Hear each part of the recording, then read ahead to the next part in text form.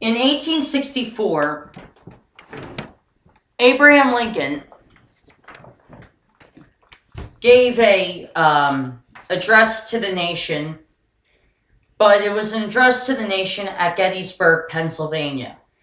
Now, despite how shitty I think my state can be from time to time, I'm actually happy to live in Pennsylvania for the sole reason that this speech that was given here in Gettysburg, Pennsylvania, is still relevant to this day.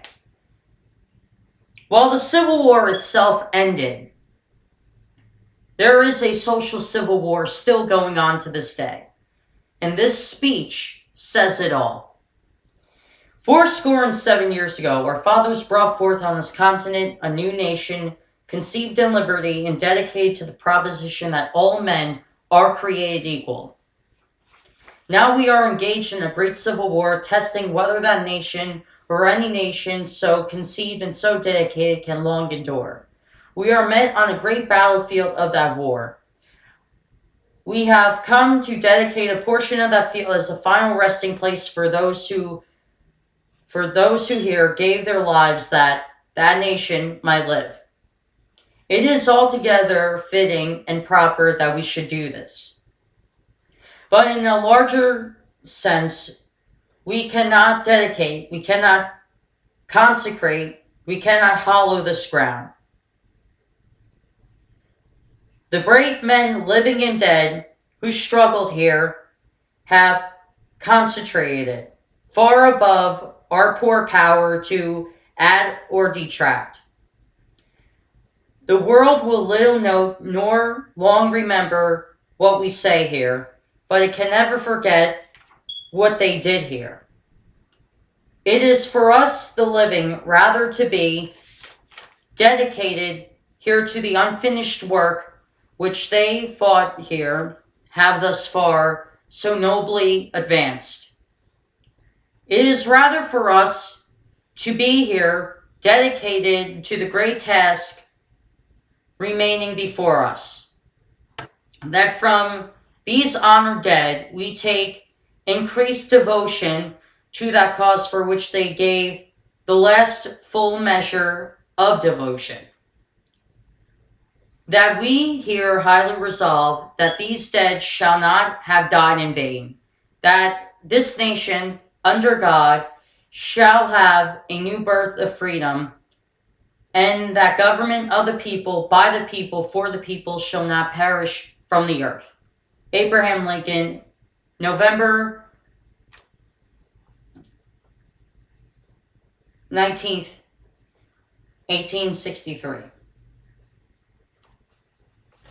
The reason why Abraham Lincoln is one of the greatest presidents we ever had, because even though this was one of the shortest speeches he ever gave, he ever penned in his whole entire life as president, you have to understand something about Lincoln. He wasn't dumb. He was actually genuinely a compassionate human being. He was very intelligent for somebody who had little to no education.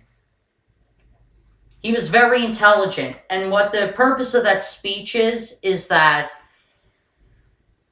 the people do the work of the dead. The people continue the unfinished work of the dead. We continue the unfinished work of our founding fathers to this day. We built America and we keep building it because that's what our founding fathers built a nation on.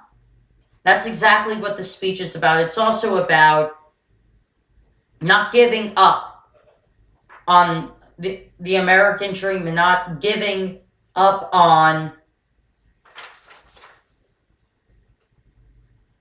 the way we view other human beings. Abraham Lincoln was far ahead of his time than I think all of us could historically conceive on a mental level. He was far ahead of his time. He knew that the Civil War was about emancipation. He knew it long before It clicked in his head. He knew it, though. It was in his head, and he knew it was about emancipation. He knew he had to end slavery. He knew because it was an immoral act. And that's what the Civil War inevitably was about, ending slavery and ending the ownership of human beings. Now, the reason why I read it to you is because America somewhere along the line got off the beaten path of freedom, and now, for some reason, the government has become totalitarianish in a lot of ways. Now, I'm not saying because Trump is in the White House that we became a totalitarian country. No, I'm not saying that. And the reason why I had to emphasize that is because I have friends who are Trump supporters, and I'm not saying that because he's in the White House, we're automatically a dictatorship. No, I'm not saying that at all. We're still a democracy, but we lost our way with democracy. Apparently, it's okay now to, take away freedoms of people. It's apparently okay to take away people's freedoms because, social justice warriors don't like people saying certain things or doing certain things or wearing certain clothing items that might offend them. I'm not worried about conservatives. I'm more worried about the regressive left taking my right to speak my mind away. I'm not worried about conservatives because conservatives, like libertarians and classical liberals, believe in freedoms and democracy and believe that we should express our opinions and not block each other because we have a different opinion. Conservatives are good on that. Although these regressive leftists, on the other hand, they're anything but good. They're demonstrably dangerous. They will kill people that don't agree with them. Washington University, I think it was Thursday night, prior to Donald Trump's inauguration, Milo Yiannopoulos was given a speech at Washington University, and it's his every right to give a speech there.